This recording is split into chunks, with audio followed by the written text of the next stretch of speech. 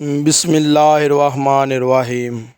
شروع کرتا ہوں اس بابرکت نام سے جو دلوں کے بید خوب جانتا ہے۔ آج کا موضوع ہے جنگ احد کا ایک شہید۔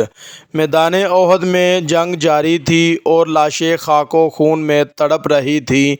عالم یہ تھا کہ بڑے بڑے جلیل القدر صحابی حملہ کی تاب نہ لا کر پیچھے ہٹ رہے تھے اور میدان خالی ہو رہا تھا۔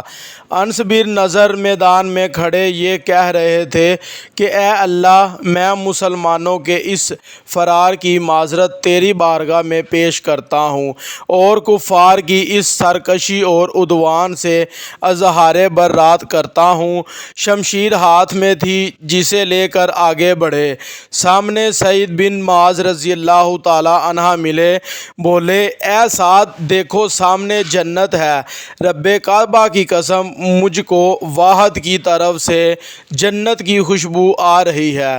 سعد رضی اللہ تعالی عنہ کہتے ہیں میں تو یہ گفتگو سن کر بے قرار ہو گیا جس وقت پیغمبر علیہ السلام صلی اللہ علیہ وآلہ وسلم کی شہادت کی غلط خبر صحابہ کرام رضی اللہ تعالی عنہ میں پہنچی تو سب کی ہمتیں ہار چکی تھیں۔ بڑے بڑے کبار صحابی تلواریں رکھ کر بیٹھ گئے۔ انس رضی اللہ تعالی عنہ نظر نے شکستہ دل صحابہ کی ایک جماعت بیٹھی ہوئی دیکھ کر فرمایا کیا حال ہے؟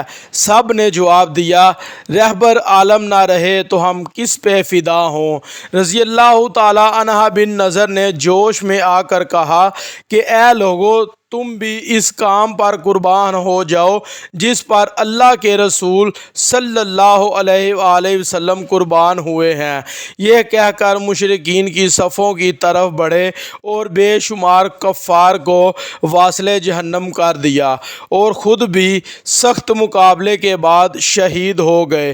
راوی بیان کرتے ہیں کہ جب لاشوں کو جمع کیا گیا تو 80 سے زائد زخم آپ کے جسم مبارک پر تھے، کسی سے پہچانے نہیں جاتے تھے۔